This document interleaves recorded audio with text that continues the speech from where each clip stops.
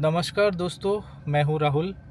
आज का टॉपिक है कि what should you do if your wife has filed 498 A case on you and still after that can you take her back. तो काफ़ी complex topic है, आइए इसको तोड़ तोड़ के बताते हैं। तो सबसे पहले दोस्तों, आपको करना क्या है अगर 498 ए केस फाइल हुआ है आपके अगेंस्ट में। तो देखिए, जैसे ही ये फाइल होगा आपको एक 41 ए CRPC होता है शायद धारा अपना, उसके तहत आपको एक नोटिस आएगा पुलिस की तरफ से। आपको वो अटेंड करना है हर हालत में। अगर आप नहीं करते हो तो an arrest warrant can be issued by the magistrate against you. इसीलिए आपको खुद पुलिस स्टेशन जाना अवॉइड करना चाहिए, आपको अपना वकील को भेजना चाहिए, ठीक है। And if things look good you can yourself go also and talk to the police officer. उसके बाद क्या करना है, नेक्स्ट काम होगा, नोटिस ले लेने के बाद आपको जो है कोर्ट में जा कर के इमीडिएटली बेल के लिए अप्लाई करना है, जितने भी मेंबर्स हैं उनके लिए। तो जैसे मेरे केस में मेरे वाइफ ने फाइल किया था, I will not go in to the reasons but it happened 5 years back and I suffered a lot, like 6 months I suffered. Case को क्लोज कराने में लगा, मैं सब बताऊंगा आपको।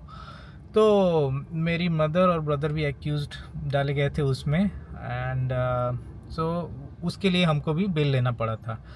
तो एक बार आपका बेल हो जाए, दूसरा काम तो दो चीज़ हो गया, पहला आपने नोटिस लिया, दूसरा आपने बेल लिया, तीसरा आपको करना क्या है, immediately open all channels of communication with your wife despite what your वकील सेज।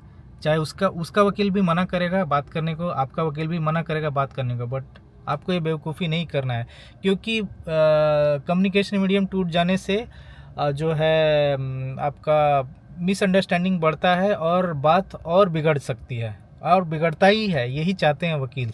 तो इसीलिए आपको कम्युनिकेशन मीडियम हर हाल में जो है दोबारा रिस्टोर करना होगा अपने वाइफ में और आप में। तो हो गया, तो 3 चीज़ें आपने किया। उसके बाद now the big question is what can you do. अभी तो कोर्ट में केस चलेगा, ठीक है, आप बाहर हो, आपको हर महीने maybe every 2 months whatever the court gives date आपको जा करके हाज़िरी देना होगा। आपका ट्रायल भी स्टार्ट नहीं होगा कोर्ट में, है ना। आप सोचते हो कि हाँ इमीडिएटली बेल मिल गया, इसके बाद अब ट्रायल स्टार्ट हो जाएगा, साल भर में ख़त्म हो जाएगा केस। नहीं, बहुत स्लो काम होता है, 4-4 साल लग जाते हैं ये केसेस के फाइल्स खुलने में और मुद्दा क्या है वो डिस्कस होने में। तो अगर आप देखिए, पहला रास्ता जो हर कोई सोचता है गुस्से में, रिवेंज में, कि हम छोड़ेंगे नहीं, फॉल्स केस किया है, ज़िंदगी तबाह किया है मेरा, उसको भी छोड़ेंगे नहीं, मैं भी काउंटर केस करूँगा और लड़ता रहूँगा। तो अगर आप इस रास्ते पे जाते हो एंड ऑन मेरिट केस को लड़ते हो, तो आपको कम से कम 10 साल लगेंगे, 10 साल इस केस से एक्विट होने में। इफ़ यू आर अगर आप सही हो तो, ठीक है, आपने कुछ किया नहीं है तो 10 साल लगेंगे, क्योंकि कोर्ट सबूतों पे चलता है। आपकी वाइफ कुछ भी बोल दे, उसके कारण एक केस तो हो जाएगा, बट वो साबित करना उसको एक एक पॉइंट कि आपने मारा है या दहेज या जो भी है, ठीक है, इस तरह की चीज़ें होती हैं। तो ये हो गया हार्ड पाथ, 10 साल आप कोर्ट के चक्कर काटोगे, हर महीने 2 महीने बाद जाओगे, घिसोगे, साथ में आपके पेरेंट्स, आपके जिनके भी नाम ले गए हैं सब घिसेंगे। This is very painful, believe me. अगर आप वर्किंग हो, सारा दिन दिमाग में वो घूमता रहेगा, केस है केस है केस है, रात में सो रहे हो, कैसे जाएगा, कैसे ख़त्म होगा। मैं गुजर चुका हूँ इस फेज से, बहुत ही घटिया होता है, टॉर्चर होता है, आप झेल नहीं पाओगे if you are not strong minded. तो फिर करें क्या, 10 साल लड़ना अगर बहुत मुश्किल है तो फिर नेक्स्ट बेस्ट ऑप्शन क्या है। नेक्स्ट बेस्ट ऑप्शन है, क्योंकि आपने कम्युनिकेशन चैनल ओपन रखा है अपने वाइफ के साथ, तो आप उसको म्यूचुअली एग्री करके कुछ पैसे दे करके क्लोज करने की कोशिश करिए। एंड रिमेंबर, चाहे 10 साल आप लड़ते हो उसमें भी डिवोर्स होना चाहिए आपका। अगर आप ये म्यूचुअल एग्रीमेंट करके भी बंद करते हो उसमें भी डिवोर्स होना चाहिए आपका। इन दोनों केसों में I will not at all recommend कि you take back your wife and stay back after the 498 is close. No way, get divorce, ठीक है। तो पैसे जाएंगे आपके, बट अगर आप नहीं दोगे तो कुछ पैसों के चलते 10 साल आप अपना लाइफ बर्बाद करोगे। मेरा एक फ्रेंड है, कॉलेज फ्रेंड, आज करीब 8-9 साल हो चुके हैं उसकी शादी को, में भी 10 साल भी होने जा रहा है। And he is still going to court, परेशान है, जॉब चेंज नहीं कर पाता है। आप जब भी जॉब चेंज करते हो आपका एक बैकग्राउंड चेक होता है, उसमें इजीली ये केसेस दिख जाते हैं, because these are criminal cases. 498 is criminal case, बहुत इंपैक्ट करेगा आपके करियर को, आपके पीस ऑफ माइंड को। तो इसीलिए 10 साल घसीटने से अच्छा है कॉम्प्रोमाइज़ करके मे बी 4 साल 5 साल में ख़त्म करवा लो। This is the next best option, and probably the best option and the hardest one is to take her back. आप बोलोगे क्या है यार, हाँ तू तो सांप के साथ रहने को दोबारा बोल रहा है। एग्री, मानता हूँ, मुझे भी ऐसे ही फील हुआ था। बट इस कंडीशन का टू टेक हर बैक एक एक शर्त है। वो शर्त क्या है कि आपको देखना होगा अपने रिलेशनशिप में अगर एटलीस्ट 5% भी स्पार्क, मतलब there should be some attraction, some love left in the relationship. हो सकता है उसने हिट ऑफ द मोमेंट में ये चीज़ें फाइल की हो, गुस्से में फाइल किया हो, करते हैं दूसरे के बहकावे में आकर, चढ़ावे में आकर कर दिया। आजकल मैरिड लाइफ जो है बर्बाद होने का सबसे बड़ा कारण दूसरे लोग हैं, और खास करके औरतों के फ्रेंड्स जो सखियाँ होती हैं। मेरे वाइफ के केस में उसकी फीमेल फ्रेंड्स जो खुद डाइवोर्सी थी, जिनका खुद का घर नहीं बसा हुआ था, वो लोग उसको चढ़ा चढ़ा के ऐसा करवाए थे। And I am not giving her a clean chit, obviously उसने भी इंटेंट किया था मुझे डिस्ट्रॉय करने का। then only she moved forward with all this shit. She should not have done it.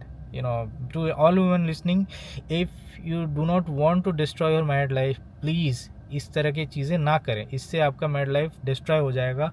मेरे वकील ने जब मतलब कि हम तो मेरे केस में क्या हुआ कि देखिए, like I said कि कुछ स्पार्क होना चाहिए, that was there, even she wanted to get back. I also wanted to see if things can be brought down to normal, because I was not willing to go down the two parts. उस time पे मेरे पास कुछ खास पैसे भी नहीं थे कि मैं 4-5 साल लड़ूँ। मेरे लिए 1 साल भी वो सर में हेडेक लेके जीना बहुत मुश्किल था, और 10 साल तो छोड़ ही दो। And neither my parents, my mother, my own brother way not supporting me. वो नहीं जाएंगे, घिस जाएगा। 2 बार कोर्ट के चक्कर काटोगे ना, सारे रिलेशन है ना वो पीछे हो जाते हैं। आपका अपने माँ, अपने बाप, अपना भाई बहन आपका साथ छोड़ देते हैं, मैं अपने एक्सपीरियंस से बता रहा हूँ। तो कोई सपोर्ट नहीं करेगा आपको, और लड़की को भी नहीं करेगा। उसको भी रियलाइज़ होगा धीरे धीरे कि उसने गलत स्टेप ले लिया है। But you should take this decision at the very early stage. 4-5 साल आपने लड़ लिया, उसके बाद you want to get back, there is no meaning. मैंने अपना मैटर बेल लिया, और बेल लेने में मुझे करीब 2 महीने लगे थे। 2 महीने के अंदर मैंने पूरा कम्युनिकेशन चैनल ओपन रखा, and with the next 4 months, तो टोटल 6 मंथ्स लगे। मैंने अपनी वाइफ के साथ सॉर्ट आउट किया, उसको कोर्ट में ले गए। वो उसने एक अर्जीनामा देना पड़ता है कि हाँ देखिए, केस वही वापस ले सकती है। कोर्ट में उसको मजिस्ट्रेट पूछेगा कि आपने क्यों फाइल किया। So whatever return reasons, वो उनको पता है कैसे वापस करना है सिस्टम को। आपको एक वकील हायर करना होगा, वो कर देगा। तो वही मिसअंडरस्टैंडिंग है, ब्ला ब्ला जो भी होता है वो ऐसा बोलेंगे, and it will B easily taken back, and believe me, you will be saved a decade of misery plus money. 6 महीने में मेरे 1 लाख रुपए चले गए थे लीगल सिस्टम में, मतलब चीज़ों को संभालने में, despite being innocent, despite having done nothing, and just to get things back on track. So this was probably the best option, although I was not very happy with it initially. मुझे मन कर रहा था कि case close हो गया और ये भी चले जाए मेरे लाइफ से, कुछ पैसे लेकर के, वो और बेटर होता। But she was willing to give it another chance, and even I thought, let's see. She was pretty young, I was also young, a lot of life was left for us. So हमने एक दूसरे को chance दिया, and it has been 5 years now. I want say we are happily married, but marriage ऐसा ही होता है, it is the bitter hard truth. This is the new normal we live. वो जो बॉलीवुड मूवीज़ में दिखाता है सोना बाबू मर रहे हैं एक दूसरे के लिए, ऐसा नहीं होता। वो स्टार्टिंग का हनीमून फेज़ में होता है, जब आप किसी को नया नया जानते हो, 6 महीना साल भर। उसके बाद it all boils down to this ugly truth where who people are, क्योंकि आपने उनको नंगा देखा है, फार्टिंग, पिपिंग, क्या बोलता है यार, सुसु करते हैं, हकते मुते, सब कुछ देखा है। इतना नंगा जब आप एक इंसान को देख लेते हो, तो कुछ बचता नहीं है। वो क्या सोचता है, नहीं सोचता है, you see the ugly side, that is what I से। तो उसके बाद लोगों का एक दूसरे के प्रति मन भर जाता है, so getting into relationship is easy, keeping it is very hard, and especially after something dreadful like a 498 has been filed against you by the person whom you love, it's very hard. But believe मी, धीरे धीरे आप रहना सीख लोगे तो it will be the new normal. Trust एक दूसरे के प्रति 100% कभी नहीं आएगा. आज भी मैं अपने वाइफ को 100% ट्रस्ट नहीं करता हूँ, झगड़े हमारे होते रहते हैं, वो भी नहीं करेगी आपको, but still that will be the new normal and you can live with it, you know, and you can move forward in life. आपके ऊपर है. तो मैं थोपूंगा नहीं. This was my choice and I won't say honestly I am very happy with it. I wish चीज़ें जब उसने case file किया था तभी ख़त्म हो जाती, बट मैं मजबूर था. मेरा जॉब है, मेरा लाइफ है. I don't want to drag my ass 10 years behind the court. So this was what I chose, and I am happy that that shit was over, and I have learned to live in the new normal. So you can also live. So give it a thought. तो to summarise, क्या आप अपने wife को वापस ले सकते हो अगर 498 किया है तो? जी हाँ, बिल्कुल ले सकते हो. It will not be the same, but you can live in the new normal, और it is possible. And best would be if you can just move forward, and you guys can mutually separate, because you never know, these things can again happen with you. तो क्या करना है आपको? एक बार और final thought देते हैं. Number 1, get the 41A CRPC notice. Number 2, get the bail. Number 3, immediately open all communication channels, and then solutions to closing your case. Number 1, be honest and fight for 10 years, destroy your life in ego and all. Second is compromise, give some money, request her and compromise. Maybe 4-5 years down the line it will get closed.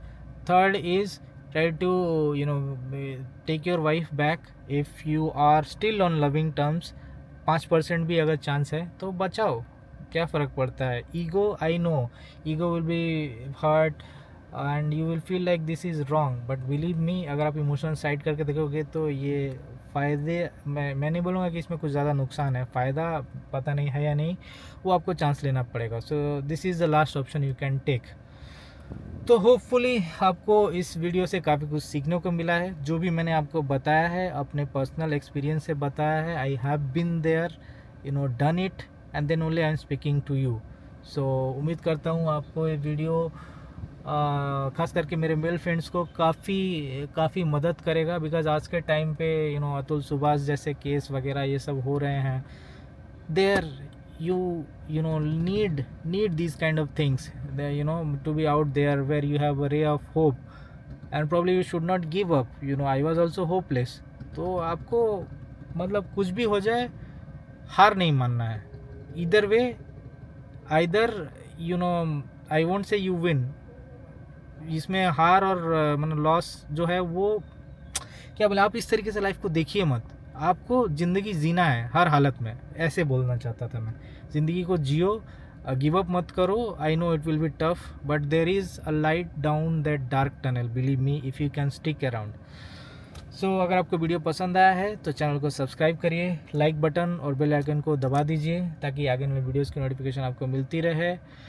And video को share कीजिए ताकि ज़्यादा से ज़्यादा लोगों को help मिल सके who are suffering from 498A. And until my next video, see you, bye bye.